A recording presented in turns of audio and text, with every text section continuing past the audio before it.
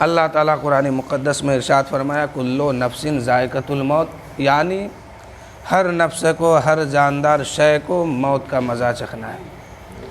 ہر دھرم کے لوگ، ہر مذہب کے لوگ اس بات کو مانتے ہیں کہ ایک نہ ایک دن جانا ہے اس دنیا سے، باقی نہیں رہنا ہے۔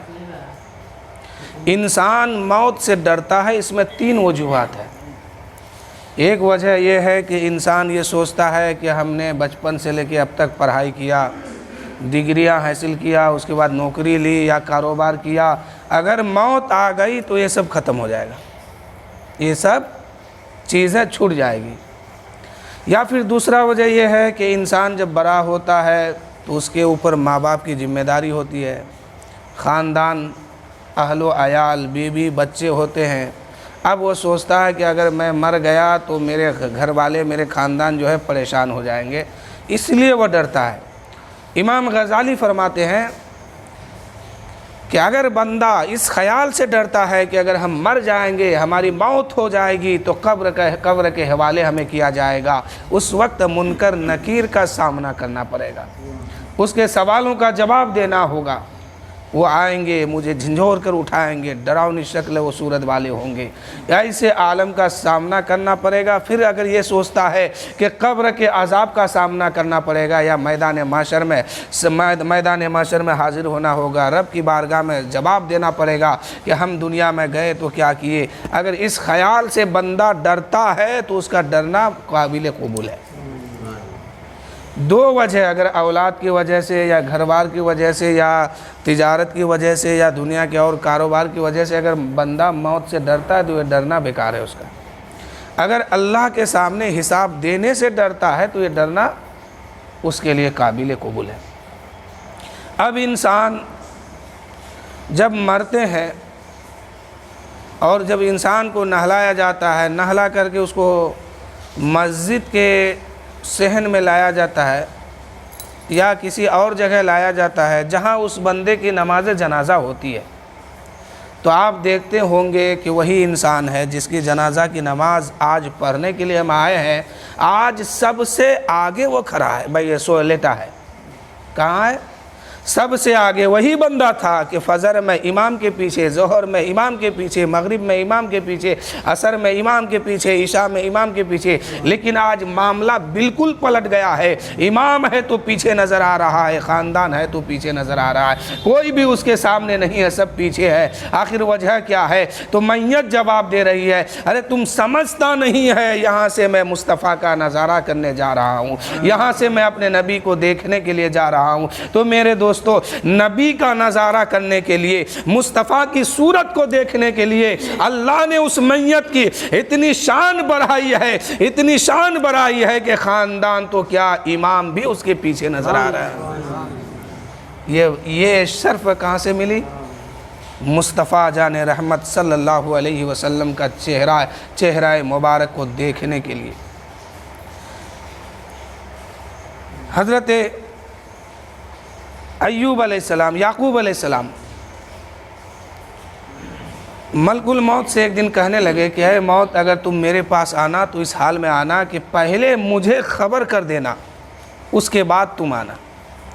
حضرت ملک الموت ایک دن آئے حضرت یعقوب علیہ السلام کی بارگاہ میں، اور حضرت ملک الموت تو کئی نبی کی بارگاہ میں پہلے بھی خبر دیے ہیں، جیسے حضرت موسیٰ ہے، حضرت ابراہیم ہے، تو کئی نبی کی بارگاہ میں وہ پہلے خبر دے چکے ہیں، لیکن حضرت یعقوب علیہ السلام کی بارگاہ میں آتے ہیں اور کہتے ہیں کہ آپ کی روح نکالنے کے لیے میں آیا ہوں۔ حضرت یعقوب علیہ السلام فرماتے ہیں کہ ارے تم سے تو میں نے کہا تھا کہ پہلے خبر دے دینا، اس کے بعد آنا، تم نے خبر نہیں دی، کوئی اطلاع نہیں دی، پھر آ گئے کیسے؟ تو ملک الموت کہتے ہیں کہ حضور میں نے آپ کی بارگاہ میں 3 خبریں بھیجے ہیں، 3 कासिद में आपकी बारगाह में भेजा है, आपने उसे देखा नहीं। हज़रत अय्यूब अलैहिस्सलाम कहते हैं कि मैंने, हज़रत याकूब अलैहिस्सलाम कहते हैं कि मैंने नहीं देखा। तुमने कौन सा कासिद को मेरे पास भेजा? वो कौन था जो मेरे पास खबर लेके आया और मुझे मालूम नहीं? हज़रत मलकुल मौत कहते हैं, ए अल्लाह के नबी, आप याद कीजिए, आज से कुछ दिन पहले आपके सर का बाल जो है वो काला था, आपका सर का बाल बिल्कुल काले थे, आज आपके सर के बाल बिल्कुल सफ़ेद हो गए हैं। तो ये सफ़ेद होना ये मेरे खबर आने की दलील है, ये मेरे कासिद हैं जो आपकी बारगाह में मैंने भेजा था। तो मेरे दोस्तों, हज़रत याकूब अलैहिस्सलाम कहते हैं दूसरा कासिद क्या है, दूसरा खबर लाने वाले शख्स कौन है? हज़रत मलकुल मौत कहते हैं कि दूसरा ये है कि आज से कुछ दिन पहले आपके मुंह में दांत मुबारक थी, आपके मुंह में बिल्कुल दांत सही थे, आज आपके मुंह से दांत झड़ गए हैं, ये मेरा दूसरा कासिद है। हज़रत याकूब अलैहिस्सलाम कहते हैं फिर तीसरा कासिद? मलकुल मौत कहते हैं कि तीसरा कासिद वो है जो आज से कुछ दिन पहले आप चला करते थे, दौरा करते थे और तेज़ी के साथ चलते थे, लेकिन आज आप खड़े होने की ताकत नहीं रखते हैं, कमज़ोर हो गए हैं। तो ये कमज़ोर होना ये मेरा तीसरा कासिद है। तो मेरे दोस्तों, इंसान के सर में या दाढ़ी में अगर बाल पक जाए तो समझ लेना चाहिए कि हमारे मौत की खबर आ चुकी है। अगर दांत मुबारक झड़ने लगे तो इससे भी ख्याल करना चाहिए कि अब हम जाने वाले हैं, खबर मेरे पास आ चुका है। इंसान अगर चलने फिरने से कासिर हो गया है, चल फिर नहीं सकता है, तो उसको भी सोचना चाहिए कि अब हमारे पास मलकुल मौत की तरफ से खबर आ गई है। अब इंसान को वहाँ की तैयारी करनी चाहिए। इमाम गज़ाली कहते हैं और मेरे नबी भी फरमाते हैं, मेरे नबी की इस हदीस को इमाम गज़ाली नकल करते हैं कि इंसान दुनिया में रह करके दोस्ती करता है तो 3 तरह के दोस्त हैं उसके साथ। एक दोस्त है, एक शख्स से दोस्ती किया तो उसने कहा कि यार मैं तुम्हारी दोस्ती कब तक रखूँगा, जब तक तू रहेगा तब तक। दूसरा कहता है कि तू कब्र में जाएगा तब तक। तीसरा कहता है कि मैं हमेशा हमेशा तेरे साथ रहूँगा। अब मेरे नबी फरमाते हैं कि इंसान का 3 भाई है। एक भाई कहता है कि जब तक तू जिंदा रहेगा, जब तक तेरी सांस चलेगी मैं तेरा साथ दूंगा। और दूसरा भाई कहता है कि जब तक तू कब्र में नहीं चला जाएगा तब तक मैं तेरा साथ दूंगा। तीसरा भाई कहता है कि जब तू तुम्हारे साथ मैं हमेशा दूंगा, दुनिया में हो तब भी, कब्र में हो तब भी, हश्र में हो तब भी, और जन्नत में हो तब भी, दोज़ख में हो तब भी, जहां तुम जाओगे मैं तेरे साथ रहूंगा। तो मेरे दोस्तों, मेरे नबी फरमाते हैं कि इंसान का 3 भाई है। पहला भाई वो कौन है? वो उसका माल है। वो माल क्या है कि इंसान जब तक जीता है वो माल कहती है कि इंसान जब तक तेरे अंदर सांस बाकी रहेगी तब तक मैं तेरा साथ दूंगा, सांस की बंधन खत्म हो जाएगी मैं साथ देना छोड़ दूंगा। दूसरा साथी कौन है? दूसरा साथी कौन है? उसके अयाल, उसके घर वाले, उसके ख़ानदान, घर के लोग कब तक साथ देते हैं? जब तक घर का बच्चा ज़िंदा हो तब तक साथ देते हैं। घर के लोग ज़िंदा हो तो एक दूसरे का साथ देते हैं, एक दूसरे का मदद करते हैं। लेकिन वही घर में मान लीजिए एक फ़र्द का इंतकाल हो जाए, वो उसका साथ कब तक देगा? उनके घर वाले उनके साथ कब तक रहेंगे? जब तक कि वो कब्र में ना पहुँच जाए, कब्र की मंजिल में उनको उतारा जाएगा, घर वाले साथ छोड़ देंगे। तो इंसान का दूसरा साथी जो है उसके घर वाले हैं। अब तीसरा साथी क्या है? इंसान का अमाल है, इंसान का अमल है, जो इंसान करता है उसकी करतूत है। अब वो इंसान का अमल कहता है कि शख्स तू जिंदा है तब भी मैं तेरे साथ हूँ, मर जाएगा तब भी मैं साथ हूँ, कब्र में जाएगा तब भी मैं तेरे साथ हूँ, हश्र में जाएगा तब भी मैं साथ हूँ, अगर जन्नत में जाओगे वहाँ भी साथ हूँ और जहन्नम में जाओगे वहाँ भी मैं साथ हूँ। तो मेरे दोस्तों, जो हमेशा साथ रहने वाली चीज़ है उस पर ध्यान देना चाहिए। किस पर? अरे माल है, दौलत है, जब तक ज़िंदा है, सांस चल रही है तब तक ये काम आने वाली चीज़ है।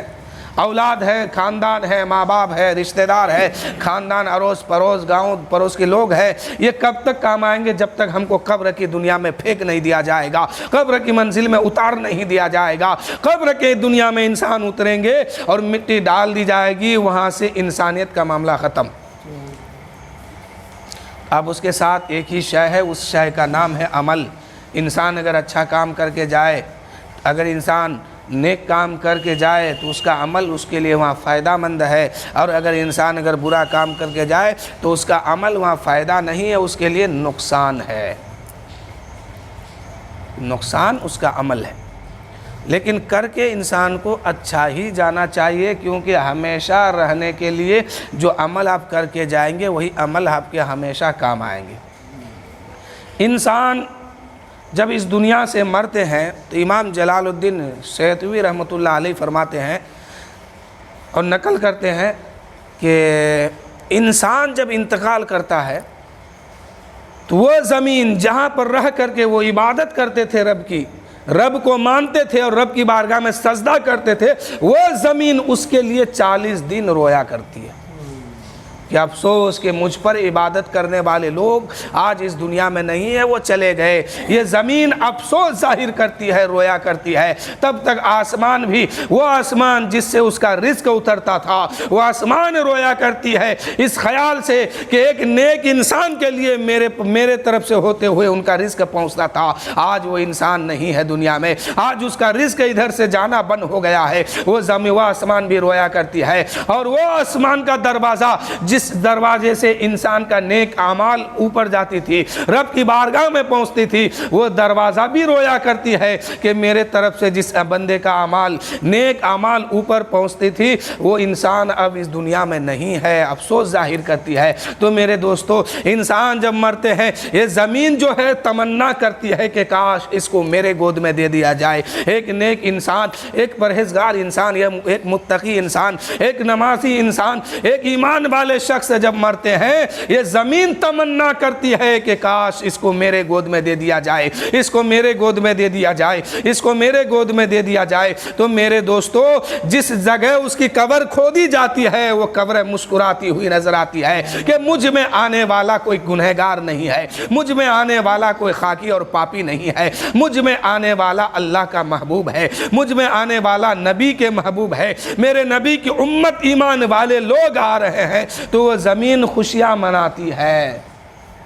اور ایک انسان ہے، گنہگار ہے، زندگی بھر اور کام میں لگ گیا لیکن دین پر نہیں اپنی زندگی کو خرچ کیا، دین پر نہیں چلا، گنہگار ہے، بدکار ہے، سیاہکار ہے، خاکی ہے، پاپی ہے۔ ایسے انسان جب انتقال کرتے ہیں تو یہ زمین اپنی زبان حال سے کہتی ہے کہ خبردار اس کی قبر میرے اندر مت کھودنا، میرے اندر مت کھودنا۔ لیکن میرے دوستو، انسان ہے، مر گیا ہے، کہیں نہ کہیں اس کی قبر تو کھودی جائے گی۔ جب قبر کھودا جاتا ہے، قبر میں اس انسان کو رکھا جاتا ہے، وہ زمین کا حصہ کہتی ہے، وہ قبر کہتی ہے کہ میں نے تمہیں منع کیا تھا آنے کے لیے، اب تم آ گئے ہو تو آؤ میں تمہیں عذاب چکھاتی ہوں، آؤ میں تمہیں مزہ چکھاتی ہوں، اب میں تمہیں سزا دیتی ہوں۔ تو میرے دوستو، اللہ کا جو حکم ہوتا ہے وہ زمین اس کو بجا لاتے ہیں اور اس انسان کے اوپر عذاب کیا جاتا ہے۔ حضرت عمر فاروق رضی اللہ تعالیٰ عنہ ہے، اتنے بڑے صحابی ہیں، اتنے بڑے صحابی ہیں اور اتنے بڑے خلیفہ ہیں۔ حضرت عمر فاروق کا آخری وقت آتا ہے، حضرت عمر فاروق کہتے ہیں اے لوگو سنو، اے لوگو سنو، کچھ دن کے بعد ہم اس دنیا کو چھوڑنے والے ہیں، لیکن جو ہی ہم اس دنیا کو چھوڑیں گے آپ میری قبر اتنی بڑی مت کھودنا، اتنے کفن عمدہ مت دینا۔ اے لوگو، مجھے امیر المومنین سمجھ کے میری جنازہ کو مت نکالنا، امیر المومنین سمجھ کے میرا قبر مت کھودنا، امیر المومنین سمجھ کے میری قبر مت کھودنا کہ یہ امیر المومنین کی قبر ہے، امیر المومنین بادشاہ کی قبر ہے، اس کے قبر کو لمبی کیا جائے، اس کے قبر کو چوڑی کیا جائے، نہیں۔ اور کوئی امیر المومنین سمجھ کے، بادشاہ سمجھ کے مجھے کفن بھی مت دینا، اس لیے کہ تم امیر المومنین سمجھو گے، بادشاہ سمجھ کے مجھے کفن دو گے اور میری قبر بادشاہ سمجھ کے کھودو گے اور مجھے قبر کی منزل میں رکھ دو گے، قبر کے حوالے کر دو گے۔ منکر نکیر آئیں گے، اگر میں کسی حساب میں پھنس گیا، اگر قبر میں اللہ تعالیٰ مجھ سے حساب لے لیا یا منکر نکیر کے سوال میں پھنس گیا یا قبر میں حساب میں پھنس گیا تو یہ تمہارے عمدہ کفن جو ہے، یہ قیمتی کپڑا جو ہے مجھ سے اتار لیا جائے گا، اور جو تم بادشاہ سمجھ کے قبر لمبی چوڑی کھودے ہو یہ قبر بھی تنگ کر دیا جائے گا۔ تو میرے دوستو، امیر المومنین اتنے بڑے بادشاہ ہیں، وہ کہتے ہیں کہ بادشاہ سمجھ کے میری قبر مت کھودنا، کہیں میں حساب عذاب میں پھنس گیا تو یہ قبر جو ہے عذاب دے گی مجھ میں، اور یہ قبر میں مجھے عذاب ہوگی، اور اگر میں پاس ہو گیا تو یہ تمہاری 2 میٹر 4 میٹر کی کپڑا کیا ہے، یہ تمہاری 2 گز زمین کھودنے کی وجہ کیا ہے؟ اگر میں پاس ہو گیا تو اللہ تعالیٰ میرے قبر کو جنت کی باغات میں سے ایک باغات بنا دے گا۔ اگر قبر کے سوال میں، قبر کے حساب میں انسان پاس ہو جاتا ہے تو وہ قبر صرف مٹی کا گھر نہیں ہے بلکہ جنت کی باغات میں سے ایک باغ ہے۔ اب قبر کہتی ہے کہ مجھ میں آنے سے پہلے روزانہ قبر، یعنی پہلے ایک بات سمجھ لیجئے، جس مٹی سے جس کو بنایا گیا ہے اسی مٹی میں اس کو دفن ہونا ہے ہر حال میں۔ اب وہ مٹی روزانہ پکار کے اپنے آنے والوں سے کہتی ہے کہ اے لوگو آؤ گے ٹھیک سے آنا، مجھ میں آنے سے پہلے تیاری کر لینا، میرے پاس آنے سے پہلے تیاری کر لینا، اس لیے کہ میں جنت کے کیاریوں میں سے ایک کیاری ہوں یا جہنم کے گڈھوں میں سے گڈھا ہوں۔ آقا کریم صلی اللہ علیہ وسلم ارشاد فرماتے ہیں کہ قبر کیا ہے؟ جنت کی باغاتوں میں سے ایک باغات ہے یا جہنم کے گڈھوں میں سے ایک گڈھا ہے۔ قبر کہتی ہے کہ میرے اندر آگ بھی ہے، میرے اندر بچھو بھی ہے، میرے اندر سانپ بھی ہے، میرے اندر کیڑے مکوڑے بھی ہیں، اور میرے اندر نور بھی ہے، میرے اندر اچھائی بھی ہے، تم جیسا کر کے آؤ گے ویسا ہی مجھے پاؤ گے۔ تو میرے دوستو وہاں جانے کے لیے تیاری ہونی چاہیے کہ ہمیشہ ہم جہاں رہیں گے اسی ساتھی کو اپنانے کی ضرورت ہے۔ اپنے اعمال کو اپنا ساتھی بنائیے، اپنے کردار کو اپنا ساتھی بنائیے، اپنے اچھوں کو اپنا ساتھی بنا لیجئے، تب پھر وہاں میدان محشر میں آسانی کے ساتھ پار کر جائیں گے اور حساب و کتاب دینے کے بعد جنت میں پہنچ جائیں گے۔ اگر یہ ساتھی غلط نکلا، اگر یہ ساتھی خراب ہو گیا، اس ساتھی کا فعل اگر خراب ہو گیا تو ہر جگہ پھنستے ہوئے نظر آئیں گے۔ تو میرے دوستو وہاں تیاری کرنے کی ضرورت ہے۔ اس وقت منکر نکیر قبر میں آئیں گے تو وہاں قبر میں آئیں گے تو نہ ماں ہوگی، نہ باپ ہوں گے، نہ بھائی ہوں گے، نہ رشتہ دار ہوں گے، نہ دوست ہوں گے، نہ احباب ہوں گے، کوئی نہیں ہوں گے۔ اتنے میں منکر نکیر اٹھائیں گے، ایک ٹھوکر لگائیں گے، مردہ اٹھ کے بیٹھ جائے گا یا مردے کو کھڑا کیا جائے گا، اس سے سوال ہوگا من ربو کا، تیرا رب کون ہے؟ اب وہ انسان اگر ایمان والے ہیں، نیک ہے، پرہیزگار ہے، ایمان کے ساتھ اس دنیا سے گئے ہیں تو وہ کہیں گے میرا رب اللہ ہے۔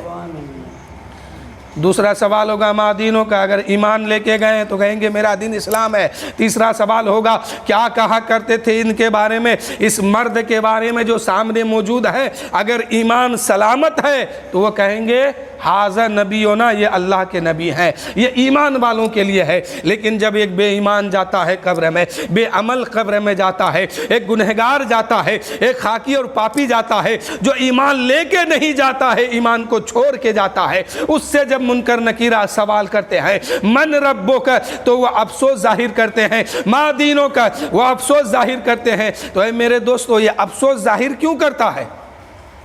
دنیا میں رہا، 40 سال کی زندگی گزارا، 30 سال کی زندگی گزارا، 20 سال اس دنیا میں رہا یا 100 سال رہا، تو اس 100 سال میں کسی کو نہ کسی کو اپنا تو مالک سمجھا ہوگا، اپنا خالق سمجھا ہوگا، اپنا رب سمجھا ہوگا، اپنا معبود سمجھا ہوگا۔ اور فرشتے کہتے ہیں کہ تمہارا رب کون ہے؟ تو یہ موجودہ زمانے کے بارے میں سوال ہو رہا ہے کہ اس وقت تم رب کس کو کہتے ہو؟ تو اس کو بتا دینا چاہیے تھا کہ میرا رب یہ ہے، ہم اس کو رب مانے ہیں، ہم اس کو رب مانے ہیں۔ تو وہاں یہ کیوں کہتا ہے کہ افسوس افسوس مجھے کچھ نہیں معلوم ہے؟ لیکن فرشتہ تو یہ نہیں پوچھتے ہیں کہ تم سے پہلے جو قبر میں آیا ہے، تم سے 10 سال پہلے، 20 سال پہلے، 50 سال پہلے جو قبر میں آ کے سویا ہے، وہ جو جواب دیے ہیں، وہ جو جس کو رب کہے ہیں اسی کو تم رب کہو، یہ تو نہیں کہتے ہیں، بلکہ فرشتہ یہ پوچھتے ہیں، فرشتوں کی زبان پر یہ ہوتی ہے کہ تمہارا رب کون ہے؟ تو جس کو وہ رب مانا ہے اس کو بتا دینا چاہیے تھا۔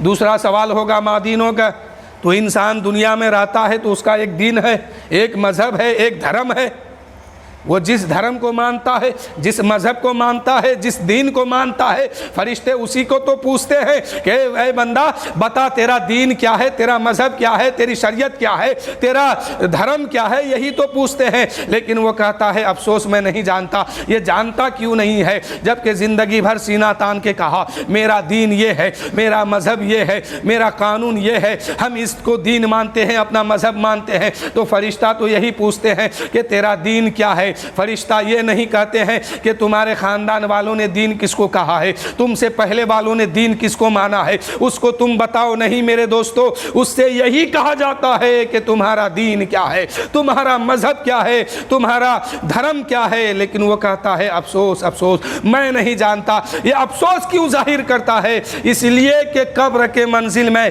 قبر کی دنیا میں جھوٹ زبان پر آئے گا نہیں، کسی کے بھی زبان پر جھوٹ آئے گا نہیں، اور سچ سے کبھی کوئی رشتہ تھا ہی نہیں تو سچ اس کی زبان پر آئے گی نہیں۔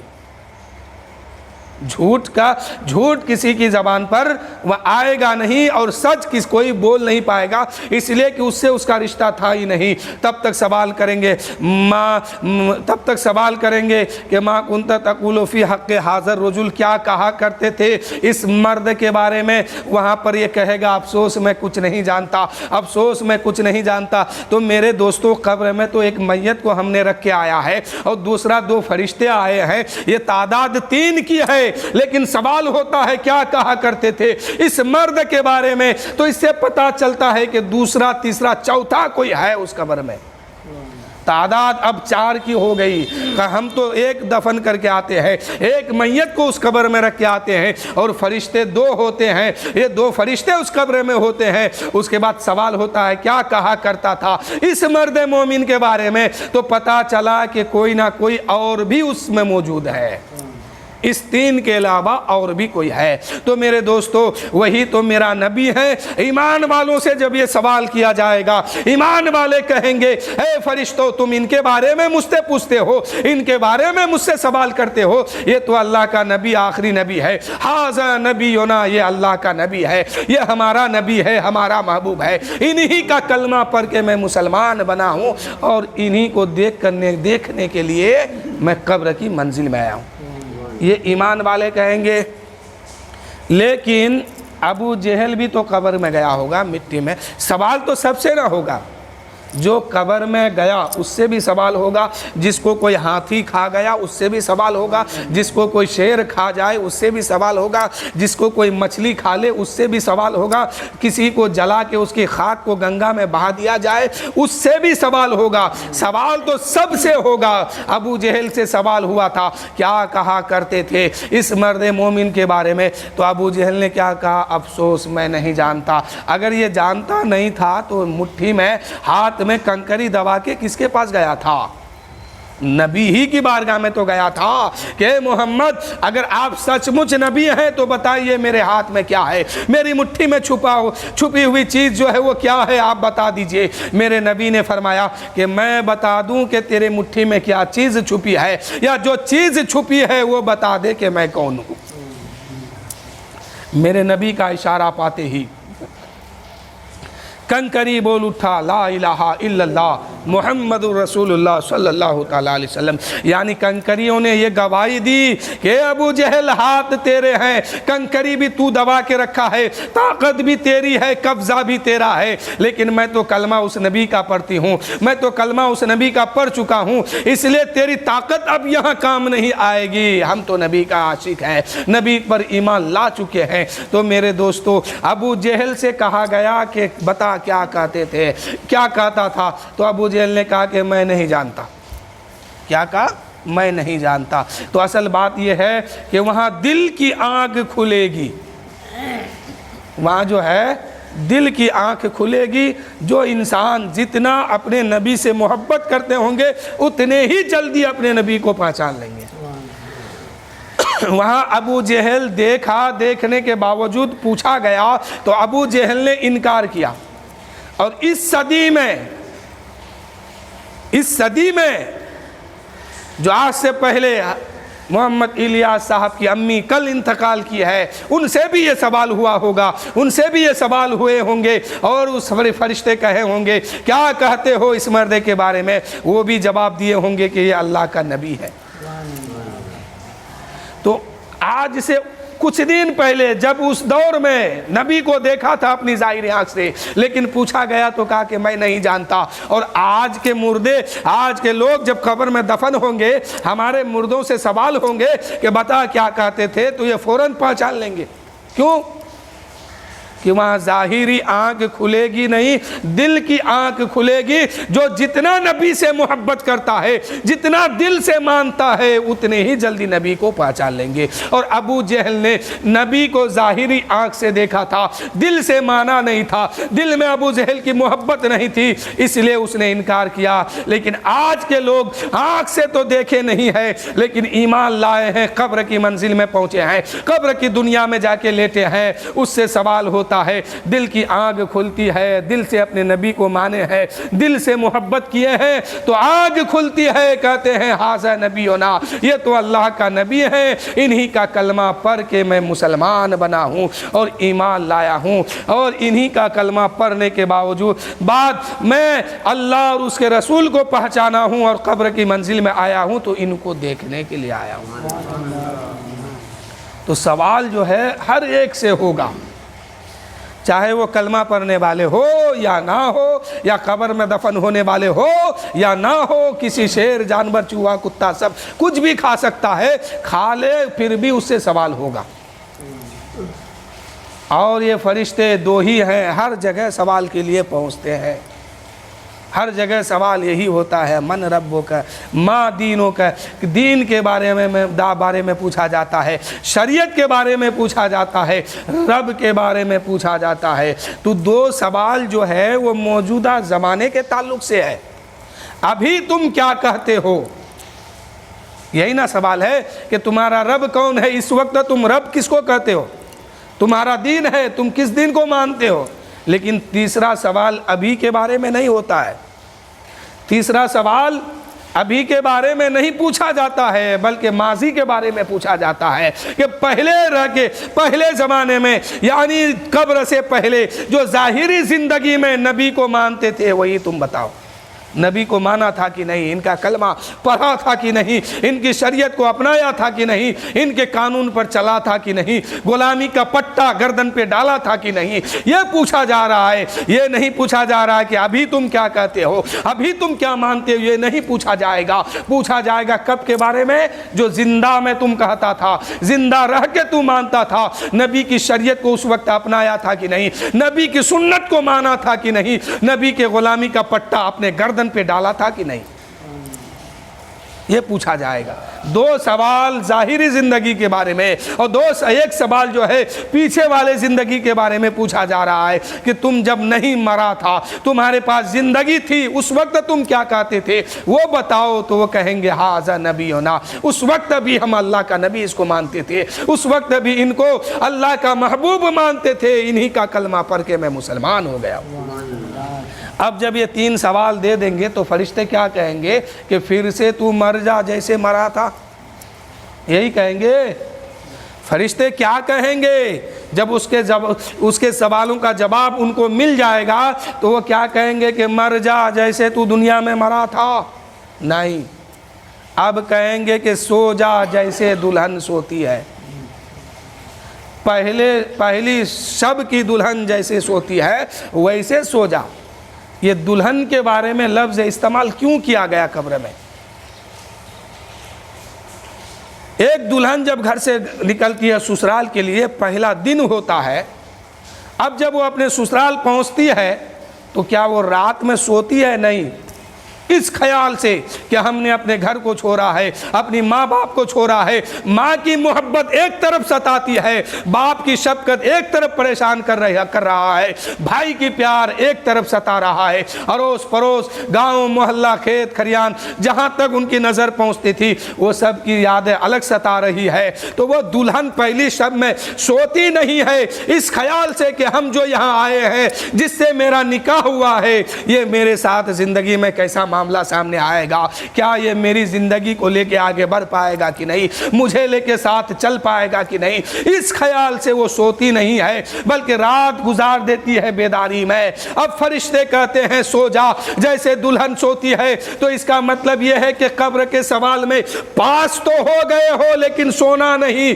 اتنا ہی سونا کہ دیکھتے رہنا تمہارے قبر میں کون آتا ہے، کب آتا ہے۔ اب وہ سوتا نہیں ہے بلکہ دیکھتا ہے، مرحوم دیکھتی ہے، میت دیکھتی ہے کہ ہمارے قبر میں میرے گھر والے کب آتے ہیں۔ اگر 3 دن میں آئیں گے تو تیجا کا نام دیں گے، 10 دن میں آئیں گے 10واں کا نام دیں گے، 20 دن میں آئیں گے 20واں کا نام دیں گے، 40 دن میں آئیں گے تو 40واں کا نام دے دیں گے۔ اب وہ مرحوم کو کیا چاہیے؟ اب آپ کے گھر کا شربت اس کو نہیں چاہیے، بریانی نہیں چاہیے، پلاؤ گوشت نہیں چاہیے، سمیا لچھا کچھ نہیں چاہیے۔ اب اس کو چاہیے تو اس کو ثواب چاہیے۔ قرآن پاک کی محفل کو سجاؤ اور ان کی بارگاہ میں لے کے جاؤ، کلمہ کی محفل کو سجاؤ، درود شریف کی محفل کو سجاؤ، اور پورا پڑھنے کے بعد اس کے قبر میں لے جا کے کہو کہ اتنا میں نے پڑھا ہے، مولا اس کا بدلہ اس کے روح کو عطا فرما دے۔ اس مرحوم کو جو ہے اب آپ کے گھر کی نہ کھیر پسند ہے نہ حلوہ پسند ہے،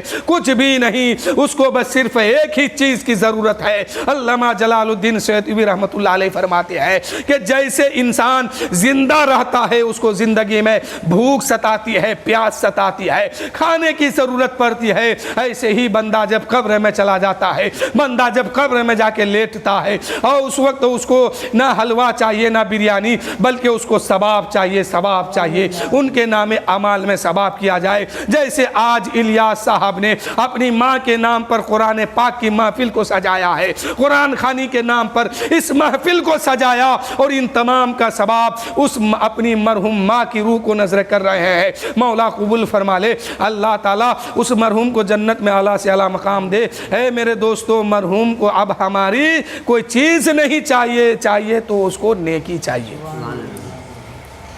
اس لیے فرشتے کہتے ہیں کہ اس بے خیالی سے مت سونا کہ قبر میں آئے لوگ لوٹ جائیں، تم سونا بھی، جاگنا بھی، اور دیکھنا بھی کہ کون آ رہا ہے، کون جا رہا ہے، 1 دن پہ آئے گا، 2 دن پہ آئے گا، 3 دن پہ آئے گا۔ اے میرے دوستو، ایک دلہن جب میکے سے نکلتی ہے، سسرال پہنچتی ہے، وہ اب یہی سوچتی ہے میرا بھائی آنے والا ہے، میرا باپ آنے والا ہے، میرے رشتہ دار آنے والے ہیں، تو اکیلے نہیں آتا ہے، یہ لوگ ہاتھ میں کچھ لے کے آتا ہے، کچھ تحفہ لے کے آتا ہے، کچھ کھانے کی چیزیں لے کے آتا ہے، کچھ عمدہ سامان لے کے آتا ہے۔ ایسے ہی مرحوم بھی قبر میں سوچتی ہے، میت بھی سمجھتی ہے میرے گھر والے 3 دن کے بعد آئیں گے، اکیلے نہیں آئیں گے، تنہا نہیں آئیں گے، قرآن پاک کی تلاوت کو لے کے آئیں گے، 10 دن کے بعد آئیں گے، 10واں کا نام لے کے آئیں گے، اکیلے نہیں آئیں گے، کلمہ شریف کی تلاوت کر کے آئیں گے، کلمہ شریف کو پڑھ کے آئیں گے، 20 دن پر آئیں گے تو اکیلے نہیں آئیں گے،